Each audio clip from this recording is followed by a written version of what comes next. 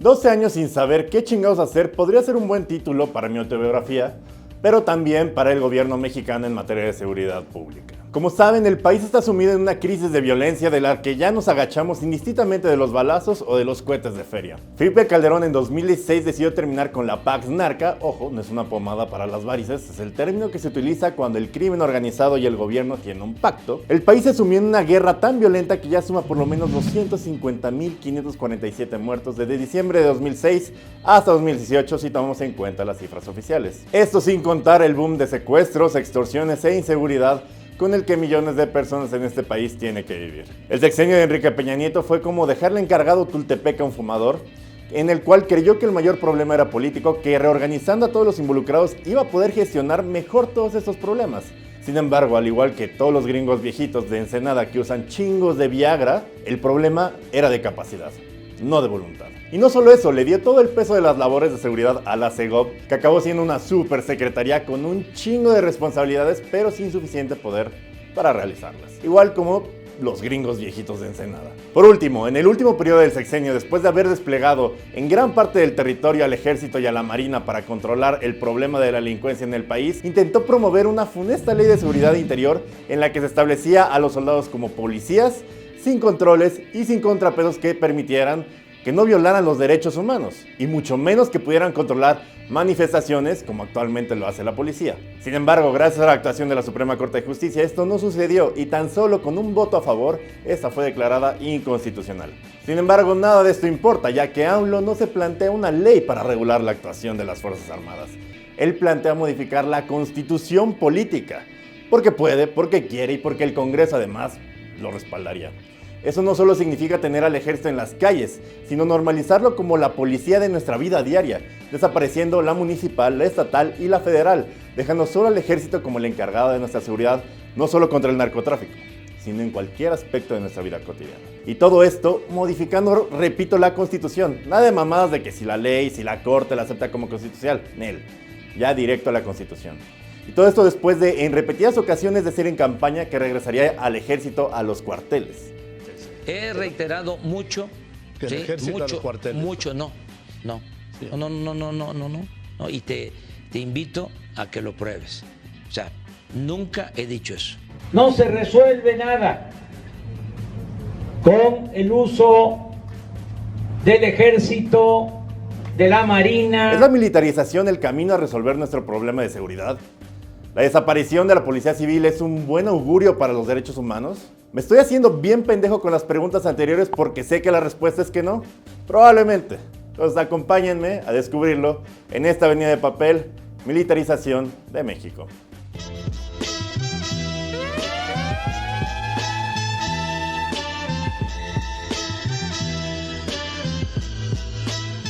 Desde el inicio, la guerra contra el narcotráfico, la discusión pública respecto al rol de las Fuerzas Armadas se ha centrado en la militarización de la seguridad pública como una solución que debería ser temporal, pero que se ha prolongado por la incapacidad de los estados y del propio gobierno federal que profesionalice una policía civil que tome ese rol. El problema es que la militarización ha generado graves violaciones a derechos humanos. Particularmente, pues ya saben, al derecho a la vida, a la dignidad y a la libertad de las personas. Pues los de cajón, los de moda, los que impiden que nos maten en las calles. Entre 2006 y 2014, militares del ejército mexicano se enfrentaron a civiles en 3.520 ocasiones. Miles murieron, sobre todo aquellos que no iban de uniforme. 19 personas perdieron la vida por cada militar caído. Y no es un pedo de 300 y que hayan gritado "Dices Esparta" en la batalla contra los persas, no. La mayoría de los casos el ejército explicó que los civiles eran agresores, que les habían atacado y ellos se habían limitado a responder. Bajo el discurso seguritario y con la ayuda de $1.600 millones distribuidos en los 3 años de la Iniciativa Mérida, Calderón movilizó a miles de soldados y policías federales a las ciudades con mayor tráfico de drogas. Así se impuso un México en el que la emergencia eran los carteles de droga, y era el enemigo común, no solo del gobierno, sino también de la sociedad civil en general. Al naturalizar esa designación de enemistad impuesta por el discurso oficial, la opinión pública ha terminado por aceptar el horror de la estrategia del Estado. Según registra Cadena de Mando, más de 150,000 homicidios, 30,000 desaparecidos y 280,000 desplazados. Según información de la propia Sedena que recogen los periodistas de Cadena de Mando, una investigación que voy a poner en el link, se los juro, esto sí lo pongo. Se han movilizado desde 2006 a la fecha un promedio de 44,000 soldados en 553 municipios del país, donde invariablemente han controlado el ataque de agresores que se da por sentado supuestamente estaban armados y habrían intentado atacar a los elementos del ejército. O a veces ocurre cosas como Tlatlaya. Los militares acusados de asesinar a 22 personas al interior de una bodega en Tlatlaya, Estado de México, están recluidos en una prisión militar en espera de castigo. De acuerdo con un comunicado del Consejo de la Judicatura Federal, 7 elementos del ejército mexicano están detenidos, acusados por los delitos de abuso de autoridad, homicidio calificado, alteración ilícita del lugar y encubrimiento por los hechos ocurridos el pasado 30 de junio. Adiestrados a producir resultados, los soldados admiten haber plantado armas y droga para justificar los enfrentamientos, con frecuencia ataques sin provocación en los que se dispara a un grupo de civiles por el simple hecho de conducir un vehículo con vidrios polarizados, llantotas, y por estar ocupado por hombres que en imaginación del soldado conllevan una amenaza inmediata cuando quizá solamente tenían gustos muy nacos.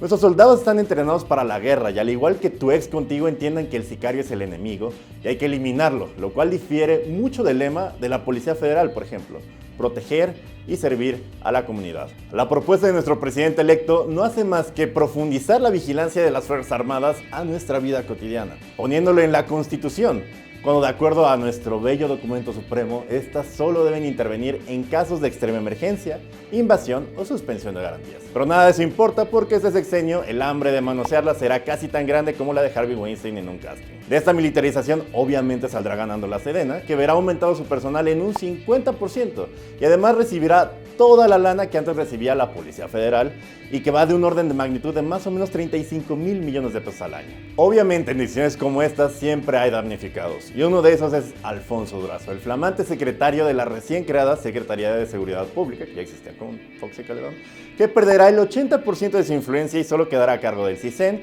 y del sistema penitenciario. Y quién sabe si del CISEN, porque seguro también le ponen ahí un amigo cuatritransformado a modo.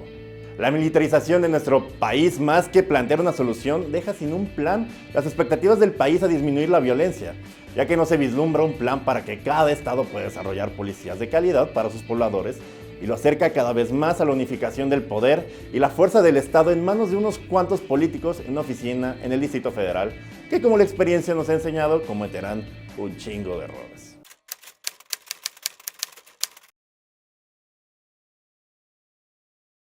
Los estados tienen muchas prioridades para poder existir, pero primordialmente los gobernados piden 4: seguridad, economía, educación y Estado de Derecho. Sin embargo, la seguridad es la más importante, o de las más importantes, porque la población lo percibe a diario cuando se sube al transporte público, cuando cruza un puente, cuando deja que sus hijos o hijas regresen solos de la escuela. Este tipo de cosas le dan viabilidad al Estado y sobre todo hacen que sintamos bienestar. No por algo pagamos la tercera parte de los impuestos al Estado. Sin embargo, a pesar de que muchas personas alrededor del territorio se sienten más seguras gracias a la presencia del ejército, esta debería ser temporal. Las fuerzas castrenses están diseñadas para protegernos de otro tipo de amenazas, no para perseguir delincuentes. Y aunque el gobierno entrante diga que es una solución temporal, que quieran modificar la Constitución y que no tengan un plan de capacitación de policía, destapa flagrantemente que es una mentira. No por algo AMLO ya perdió 10 puntos porcentuales de aceptación antes de llegar al 1 de diciembre. Y la culpa no es del ejército, que a pesar de los casos de violencia que les he platicado, sigue siendo una institución respetada y que además tiene muy buenos elementos en sus filas. Pero hay que entender que no se les pueden dar labores para las que no fueron entrenados.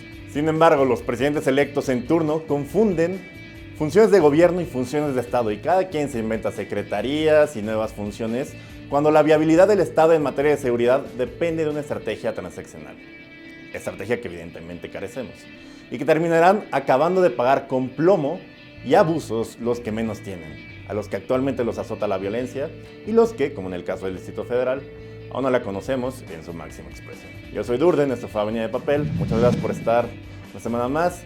Perdón por la semana pasada no haber estado, pero también me fui del puente, he tenido un chingo de trabajo, también merezco descansar, no soy un Tren Maya arrasando por la vida, selva, o sea, yo también tengo que descansar. Y nada, volvemos al horario habitual, o creo que no, quizá salga en martes, pero ya prometo apurarme y el siguiente lunes estar a las 7 de la noche como lo hemos estado haciendo los pasados 10 episodios. Muchas gracias.